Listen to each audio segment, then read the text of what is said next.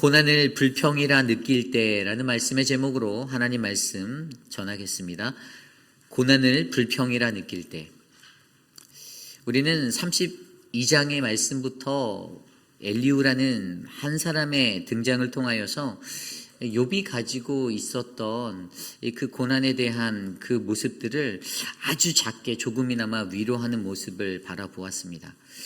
우리가 지난 말씀을 통하여서 머릿속에 기억이 남은 것은요, 물론 엘리후라는 사람도 겸손한 듯한 교만한 모습을 가지고 있었지만 그러한 삶의 모습 속에서도 그는 앞서 자신에게 그 위로를 전하기 위해 찾아왔던 세 친구와는 달리 이 고난에 대한 신학적인 이해가 매우 잘 자리 잡혀 있었던 사람이다라는 것을 우리는 지난 말씀을 통해서 배웠습니다.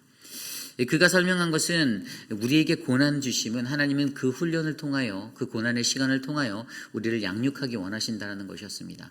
하나님의 계획과 하나님의 섭리와 하나님의 비전을 발견하는 것이 바로 고난이다라는 것이 엘리후의 새로운 관점이었습니다. 인과응보론적으로 과거 지향적인 생각을 가지고 고난을 다루는 것이 아니라 미래 지향적인 생각을 가지고 고난을 통하여서 연약한 우리들을 거듭나게 하고 새롭게 만드실 하나님의 꿈을 이 엘리후는 이 고난의 신학이라는 관점으로 이해하고 있었습니다. 그런데 여전히 그러한 이야기를 함에도 불구하고 욥이 바뀌지 않는 거예요. 자신의 말에 동의하지 않는 것 같다고 그가 느끼는 것입니다. 그가 여전히 자신의 태도를 굽히지 않고 욥 스스로가 의롭다라고 생각하는 사람으로 느끼게 됐을 때 그는 욥이 말하는 한마디 한마디를 불평이다라고 여기게 되었습니다. 고난 가운데 거하는 사람들이 말하는 것들이요, 때로는 누군가에게 불평한다라고 느껴질 때가 있습니다. 그런데 그 모습들을 자세히 들여다보면 그것은 우리가 그 고난당한 자의 모든 것들에 온전하게 공감하지 못할 때 일어나는 현상입니다. 그래서 오늘은 이 고난을 불평이다라고 느낄 때 엘리후가 어떠한 실수를 하는지를 말씀을 통해 두 가지 정도 살펴보기 원합니다. 오늘 첫 번째로 고난을 불평이라 느낄 때 객관적 진실을 주관적으로 해석하는 그런 실수를 하게 된다는 것입니다. 객관적 진실을 주관적으로 해석해버리는 그러한 실수를 하게 된다. 오늘 말씀 1절 말씀 이후에 이렇게 나와 있습니다. 엘리후가 말하여 이르되 2절입니다. 지혜 있는 자들아 내 말을 들으며 지식 있는 자들아 내게 귀를 기울이라. 아멘. 2절에서 오늘 엘리후가요, 입을 열어 말할 때 갑자기 자신이 변론하는 대상, 대화를 하고자 했던 대상을 욥에게서 다른 사람들로 옮기는 것을 볼 수 있는데 그들이 바로 지혜 있는 자들, 지식 있는 자들입니다. 욥에게 어필하고 대화를 하다가 그 청중 자기와 변론을 하는 대상을 지혜자로 옮기게 되었습니다. 혹은 10절에 나와 있는 대로 너희 총명한 자들아 라고 지혜와 지식이 있는 어떤 그러한 사람들에게 이제 자신의 생각을 말하며 그들로부터 욥이 요동하지 않고 욥이 자신의 말에 동의하지 않고 설득되어지지 않는 것을 느낄 때 여전히 욥이 불평하고 있다라고 느낄 때 자신의 말을 동의해 줄 대상자들로 지혜 있는 자들을 찾는 이러한 엘리후의 모습을 발견하게 됩니다. 그러면서 그 지혜 있는 자들에게 그가 3절에 이렇게 말합니다. 입이 음식물의 맛을 분별함 같이 귀가 말을 분별하나니. 아멘. 이게 무슨 말입니까? 이 입이라는 것이 어떤 달콤한 것이 오든 자신의 입맛에 맞게 우리의 입이 음식물의 맛을 분별함 같이 우리가 듣는 그 귀들이 이 말을 분별해낼 수 있다는 것을 얘기하면서 지혜 있는 너희들이 가진 귀, 그것으로 말미암아 무엇이 옳은지를 분별할 수 있다라고 말하는 것이죠. 그러면서 4절에 우리가 정의를 가려내고 무엇이 선한가 우리끼리 알아보자라고 지혜자들에게 이야기합니다. 이렇게 말하는 목적은 무엇입니까?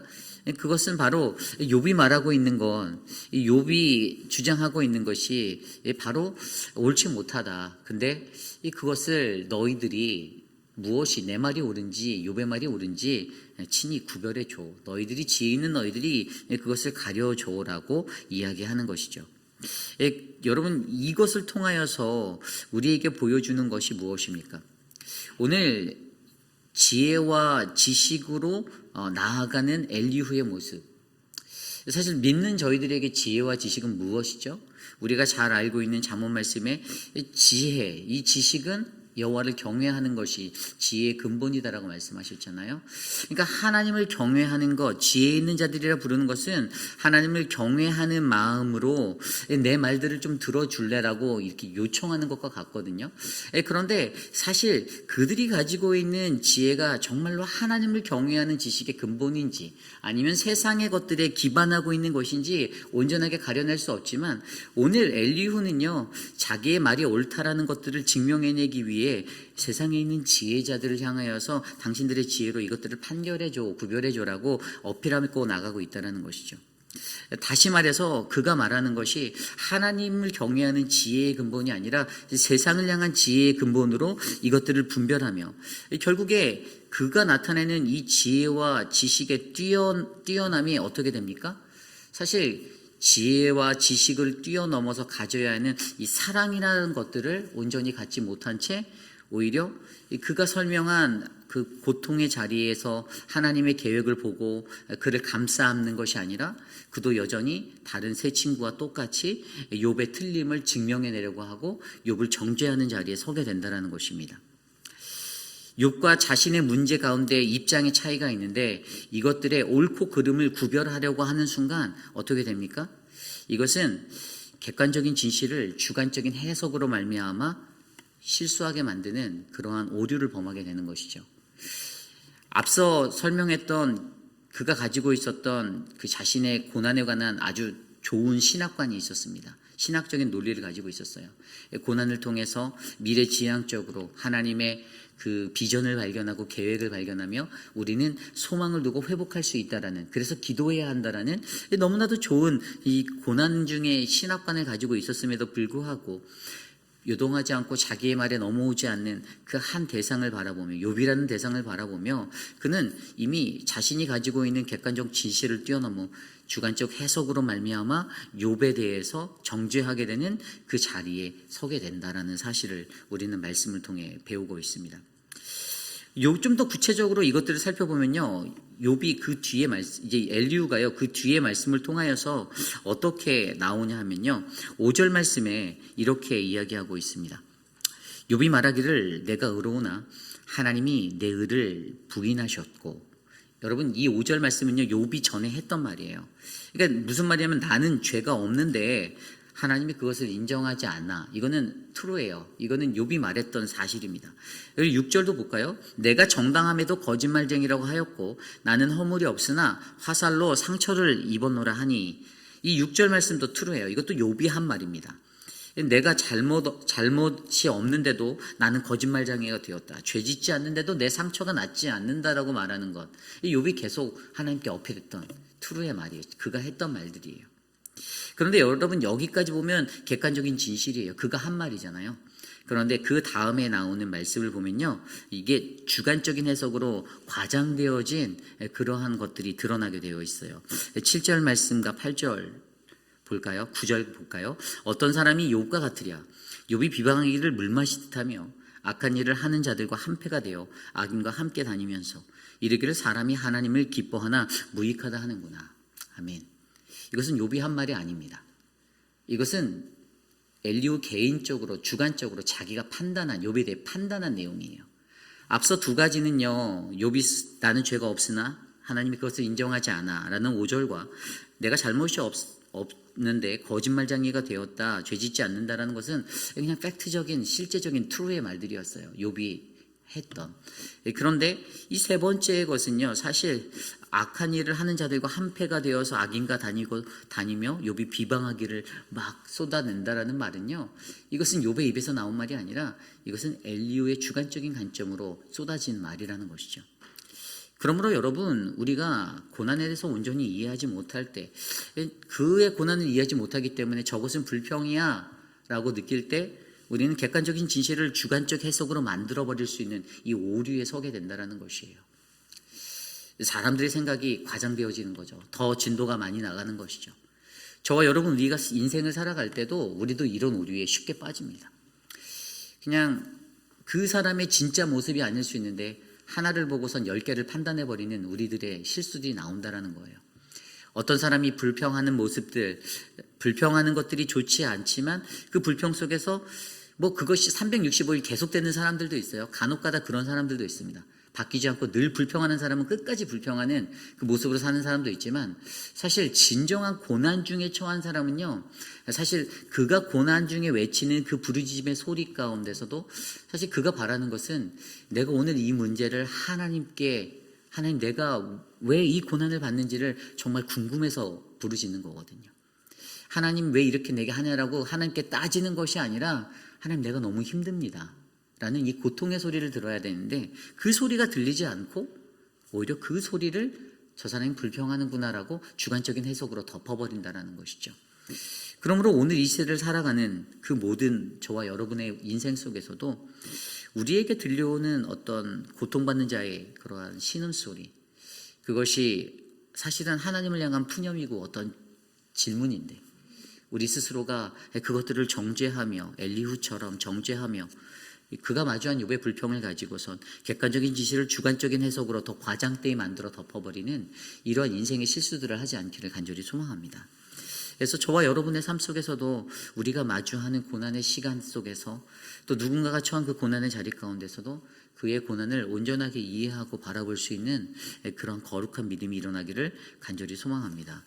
오늘 두 번째로, 고난을 불평이라 느낄 때 우리는 하나님의 공의만을 강조하게 된다라는 것입니다. 하나님의 공의만을 강조하게 된다. 다른 말로 하면 하나님의 자비가 없는 하나님만을 강조할 때가 있다라는 것입니다. 오늘 말씀 10절 말씀입니다. 그러므로 너희 총명한 자들아 내 말을 들으라. 하나님은 악을 행하지 아니하시며 적는 자는 결코 불의를 행하지 아니하시고, 11절입니다. 사람의 행위를 따라 갚으사 각각 그의 행위대로 받게 하시나니. 아멘. 이 10절 말씀에서 엘리후가 주장하는 하나님에 대한 모습이 나옵니다. 하나님은 선하시다가 10절 9절의 핵심이에요. 하나님은 선하신 분이다라는 거예요. 그리고 11절은 보응의 하나님이십니다. 그 사람이 행동한 행위대로 반드시 하나님이 갚아주신다, 되갚아주신다라는 보응의 하나님을 그가 주장하고 있습니다. 결국에 여러분, 이 10절과 11절의 말씀이 어떤 것과 말씀이 되냐면 5절과 6절의 말씀과 매치가 돼요. 5절에서 나는 죄가 없으나 하나님이 그것을 인정하지 않는다. 이것이 무슨, 하나님은 선하신 하나님은 불의하신 자가 아니다라는 거예요. 그러니 네 말은 틀렸어. 그리고 6절에서 말했던 내가 잘못이 없이 거짓말쟁이가 되었다라고 말하는 것을 통해서 하나님께서 나는 죄짓지 않았는데 내 상처가 낫지 않는다라고 말한 욥에게 보응의 하나님의 11절을 말하며, 하나님 반드시 심판하시는 하나님, 그러므로 네가 받는 고통도 너희 죄의 결과라고 비춰지는 것과 같이 말하는 것이에요. 그래서 사실은 이 엘리후가 가지고 있는 이 하나님이 어떠한 분이신지에 관한 이 설명이요, 하나님은 선하시다, 또 하나님은 보응의 하나님이시다라는 이것을 통하여서 오늘 욥이 말하는 것을 반박하고 있는 것이죠. 욥이 직접적으로 말했던 것들을 반박하고 있는 모습으로 보여주고 있습니다. 그러면서 12절에 이렇게 말합니다. 진실로 하나님은 악을 행하지 아니하시며 적는 자의 공의를 굽히지 아니하시니라. 아멘. 하나님께서 이 10절과 11절을 같이 합해서 12절에 그 공의의 하나님, 절대로 악을 행하지 않고 선하신 그 하나님께서 그분은 반드시 심판하시는 공의의 하나님이다라고 강조하고 있는 것이에요. 그러면서 여기에서 말씀이 멈춰지는 것이 아니라 13절부터 15절까지 이 창조주로서 하나님에 대해서 이야기합니다. 그렇기 때문에 하나님은 모든 피조물을 창조하신 분이시기 때문에 모두가 전적으로 하나님만을 의존해야 한다. 하나님 그분께 우리의 생명이 달려있다라고 설명하는 것이 바로 13절에서 15절 말씀입니다. 그러면서 16절로 20절까지로 넘어가면요, 악한 자들을 억압하시고 불의한 자를 끊어버리시는 하나님의 의로운 통치를 우리에게 보여주고 있습니다. 이게 뭐냐면요, 16절과 20절 말씀을 보면 이렇게 나와 있는데요. 만일 내가 총명이 있거든 이것을 들으며 내 말소리에 귀를 기울이라. 정의를 미워하시는 이시라면 어찌 그대를 다스리시겠느냐? 의롭고 전능하신 이를 그대가 정죄하겠느냐? 그는 왕에게라도 무용지물이라도 하시며 지도자들에게도 악하시다 하시고 고관을 외모로 대하지 아니하시며 가난한 자들 앞에서 부자의 낯을 세워주지 아니하시나니 이는 그들이 다 그의 손으로 지으신 바가 됨이라. 그들은 한밤중에 순식간에 죽나니 백성은 떨며 사라지고 세력 있는 자도 사람의 손을 빌리지 않고 제거함을 당하느니라. 아멘. 모든 통치가 부자나 가난한 자나 모든 이들의 통치가, 이 땅의 모든 사람들의 통치가 바로 하나님의 손 안에 있다라고 말하며 하나님 그분의 통치가 바로 의로운 통치가 이 땅 가운데 세워져 있음을 강조하고 있습니다. 그러면서 왜 그들이 하나님의 통치를 받을 수밖에 없는가를 21절에 말하는데, 그것은 바로 그는 사람의 길을 주목하시며 사람의 모든 걸음을 감찰하신다. 간단하게 말해 하나님은 모든 이의 행동을 세밀하게 세심히 지켜보고 계시는 하나님, 우리를 감찰하시는 하나님이다라고 이야기하고 있습니다. 하나님께서는 우리의 일거지일투족을 바라보시고 그러면서 우리가 어떠한 죄를 짓는지, 어떠한 죄의 길에 서 있는지를 늘 면밀히 들여다보고 계신다라고 엘리후가 강조하는 것이죠. 그러면서 우리가 저지른 모든 죄는 반드시 보응받고 심판받을 수밖에 없다라는 사실을 강조하고 있는 것입니다. 그래서 22절에 이렇게 말합니다. 행악자는 숨을 만한 흑암이나 사망의 그늘이 없다. 죄인은 악을 행하는 자는 숨을 수가 없다. 숨을 그늘이 없다. 하나님께서는 반드시 심판하신다를 강조하며 말씀해 주시는 것입니다. 그러면서 23절과 25절에 하나님의 심판은 하나님의 우리의 모든 것을 다 아시기에 하나님 그분께 매우 쉬운 것이다라고 설명하고 있어요. 그리고 26절에 악인을 벌하시는 이유는 26절에 이렇게 설명합니다. 그들을 악한 자로 여겨 사람의 눈앞에서 치심은 27절입니다. 그들이 그를 떠나고 그의 모든 길을 깨달아 알지 못함이라. 하나님의 명령을 지키지 않았기 때문에, 무시했기 때문에, 하나님의 법을 따르지 않았기 때문에, 그의 말씀대로 살지 않았기 때문이다라고 설명합니다. 그리고 28절에 이렇게 얘기하죠. 그들이 이와 같이 하여 가난한 자의 부르짖음이 그에게 상달하게 하며 빈궁한 사람의 부르짖음이 그에게 들리게 하느니라. 하나님은 억울한 자들, 가난한 자들의 그 고통의 신음소리를 들어주시는 하나님이다라고 설명합니다. 그러면서 그러니까 29절에 뭐라고요? 하나님이 침묵한다라고 하는 그 욥의 비난, 욥의 그 불평, 그것은 옳지 않아, 그럴 수 없어라고 말하는 거예요. 여러분, 욥이 하나님께서 왜 침묵하는가라는 이 침묵에 관해서 하나님께 물었잖아요. 질문하였잖아요. 하나님 왜 침묵하십니까? 하나님 나와 함께하지 않으십니까? 라는 이 질문들을 하나님께 올렸는데, 바로 그 부분에 대해서 하나님의 침묵이, 하나님은 늘 고통받는 자들의 신음을 들어주시는 분이기에 그분이 네가 침묵한다라고 말하는 그것은 옳지 않아라고 이렇게 엘리후가 이야기하는 것이에요. 그렇습니다. 하나님의 심판에 관해서, 이 공의에 관해서 엘리후가 주장하고 있어요. 그런데 이 모습을 자세히 들여다보면요, 사실 하나님의 공의만이 강조되어 있고 앞서서 그가 설명했던 그 고난의 신학의 그 신학적인 것들이 적용되어 있진 않아요.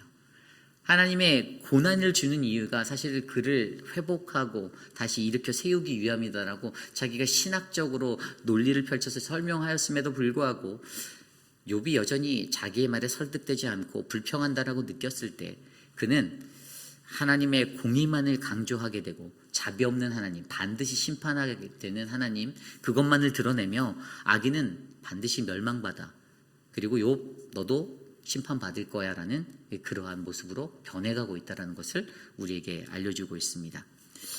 여러분, 여기에서 중요한 것이 무엇인가 하면 우리가 그 사람들의 고난받는 이들의 고난을 온전히 이해하지 못할 때, 또 그들이 내가 말하는 것들로 설득되지 않을 때 우리들은 그들의 고난을 온전히 이해하지 못하기 때문에 욥의 세 친구처럼 정죄하는 자리에 서게 될 수 있다는 것을 우리에게 알려주는 거예요. 하나님이 고난받는 자들에게 분명히 그들을 향한 계획이 있다는 사실을 저와 여러분들이 믿으셔야만 합니다. 우리가 고난당할 때도 거기에는 분명히 하나님의 뜻이 있어요. 그런데 사실 고난당할 때 그 고난을 견디는 게 너무 어렵죠. 너무 힘듭니다. 마음이 너무나도 힘들고 아무도 내 말을 들어주지 않는 것 같고 정말 힘듭니다. 그런데 그 고난의 상황 속에서 분명히 엘리후가 자기가 설명했던 것처럼 신학적인 그 고난의 신학의 그 원리처럼 하나님이 우리를 향한 계획이 있다라면 이 욥을 바라볼 때 조금은 더 그의 계획 가운데 그를 바라보아야 하는데 그러지 못한다라는 거예요. 물론 욥이 받는 그 고난의 시간이 정말로 어렵지만 사실 하나님이 엘리후라는 사람을 통하여서 이 분위기를 조금 환기시키고 있잖아요. 여태까지 정죄만 받고 더 상처가 짓눌려졌던 그에게 그래도 아주 조금은 작은 마음의 위로를 잠깐이라도 전해줬던 것 같은데 그런데 그것이 그리 길게 오래가지 못하고 이렇게 변화된다라는 것이에요. 그 마음이 변화돼서 결국에 엘리후도 그의 친구들과 똑같이 고난당한 자를 정죄하고 그를 몰아붙이는 그러한 구도로 삶의 태도가 바뀐다라는 것입니다. 왜 이러한 것들이 왔나? 결국에 그것은요. 욥이 가지고 있는 고난을 제대로 이해하지 못한 채 그가 불평한다라고 말하기 때문입니다. 그렇게 이해했기 때문이에요. 그렇게 이해가 되니 객관적인 진실을 주관적으로 해석해서 과장해서 만들어버리고 그리고 하나님의 사랑이 없는 자비 없는 하나님만을 강조하는 그 하나님의 공의만을 말하는 그러한 자리에 서게 된다는 것입니다. 오늘 이 세대를 살아가는 저와 여러분 우리들에게도요. 저도 이러한 자리에 설 때가 있어요. 고난을 불평이다라고 느낄 때 왜 저 사람은 불평만 하지라고 느끼는 사람들이 제게도 있습니다. 그래서 저는 개인적으로 긍정적인 말을 하기를 좋아하는 사람이에요. 사실 이 기질적으로 부정적으로 말하는 것들 되게 못 버텨하는 사람 중에 한 사람입니다. 왜 부정적으로 얘기를 할까? 왜 좋은 말을 하지 않고 긍정적인 생각을 갖지 않고 왜 네거티브한 생각으로 인생을 지배할까라는 저는 사실 어렸을 때부터 그런 것들이 부정적인 생각에 휩싸여 살아가는 불평하는 자들을 볼 때 제가 많이 가졌던 것이에요. 그런데 사실 요즘 인생을 좀 더 한 살 한 살 먹고 살다 보니까 이것들도 되게 어리석은 생각이나라는 생각이 들더라고요. 나의 기질로는 그게 괜찮은 건데 고난당하는 자들의 상대방의 기질에서는 그게 어려운 거라는 거예요. 아무도 이해하지 못한다라는 거죠. 고난당하는 자의 그 자리를 내가 100% 이해할 수 없기 때문에 이거 함부로 판단해서는 안 되겠구나라는 생각들이 들 때가 있다는 것입니다. 아무리 우리가 인생을 많이 살았고 내가 많이 배웠고 내가 경험이 많다 하여도 사실 고난당하는 자의 자리에 서지 않으면 그 고난을 절대 이해할 수 없습니다. 병든 자녀가 있는 그 자녀들을 병든 자녀가 없는 사람들은 절대 이해할 수 없듯이 고통받는 사람들의 그 자리를 우리가 함부로 판단할 수 없다는 것입니다. 그러므로 오늘 이 시대를 살아가는 저와 여러분들에게 가장 필요한 것은요. 우리가 고난당한 자들을 바라보며 무조건 불평이다라고 느끼지 않기를 소망합니다.